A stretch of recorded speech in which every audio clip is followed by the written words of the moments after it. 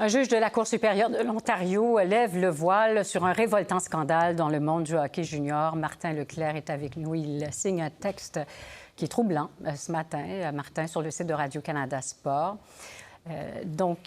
Écoutez, on va d'abord revenir sur ce qui nous permet d'avoir un meilleur éclairage là, sur cette réalité. Le 3 février dernier, le juge Paul Perel qui rend une décision dans le cadre d'une demande de recours collectif faite en 2020 par 3 anciens hockeyeurs juniors. Alors, quelles étaient les allégations?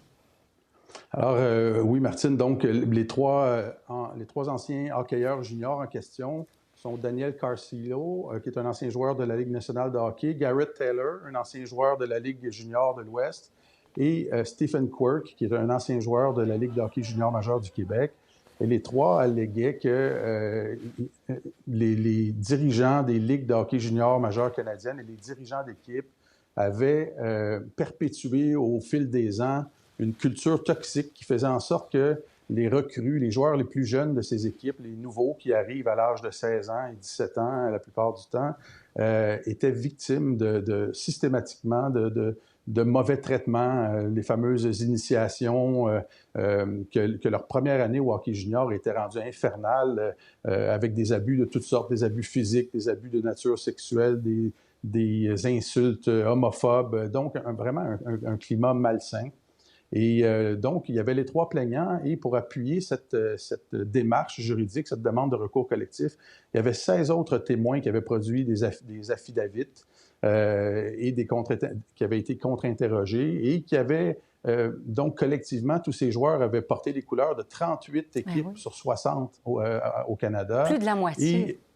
Oui, plus de la moitié des équipes. Et il y avait un indice qui laissait présager que cette culture-là s'était propagée durant une longue période, s'était perpétuée pendant une longue période, parce que le joueur le plus vieux, le témoin le plus vieux, avait terminé sa carrière junior en 1982 et le plus jeune en 2014. Alors, on parle d'une très longue période de temps.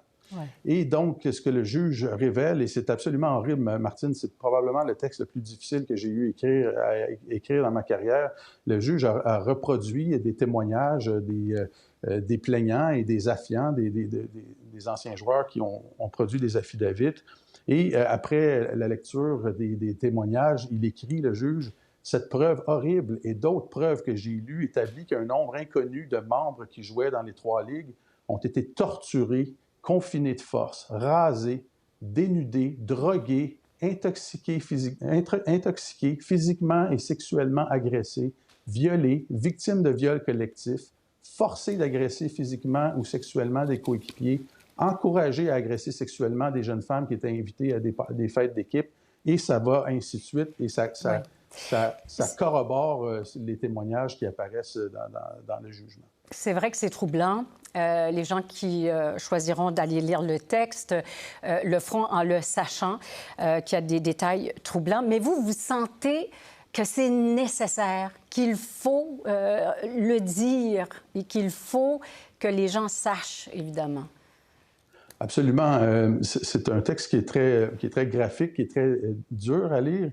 Mais mon expérience me dit que généralement, lorsqu'on parle des abus ou de la culture malsaine dans le hockey junior, les gens se disent « bah, ce sont des jeunes qui procèdent à des initiations au début de la saison et parfois ça dérape un peu, mais bon, la bonne vieille expression anglaise « boys will be boys ».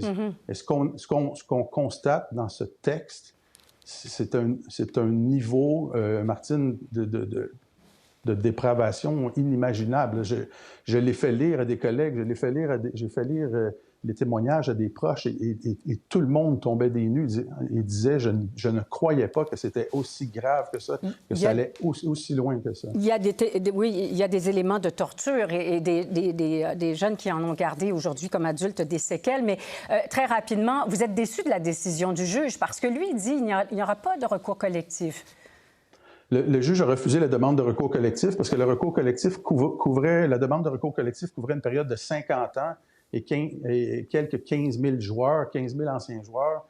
Alors, le juge refuse le recours collectif, mais propose une solution alternative, demande que tous les anciens joueurs du hockey junior majeur canadien soient contactés et que ceux qui se disent victimes d'abus lèvent la main et viennent raconter leur histoire au tribunal, fassent une déposition et que les cas soient étudiés un par un.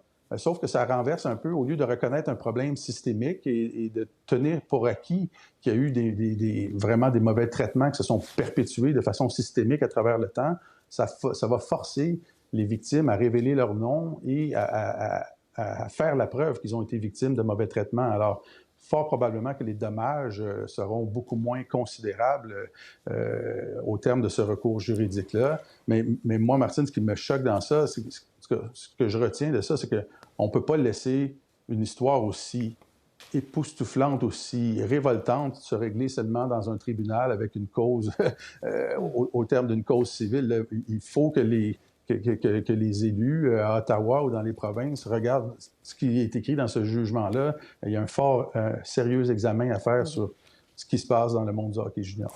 Alors, un texte dur, oui, mais nécessaire ce matin. Martin Leclerc, merci. Merci, au revoir.